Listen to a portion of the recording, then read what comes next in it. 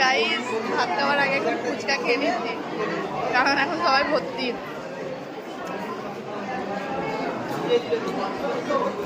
ভাত খেতে পারবো তা দুটো খেয়েছে, ভালো ভাত খাও। আমি আবার একটু ফুচকা খেলেই আমি খেতে বসেছে।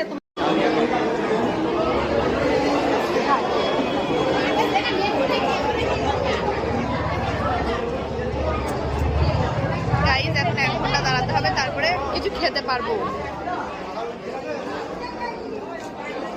গাইস আমরা এখন বসে পড়েছি খেতে।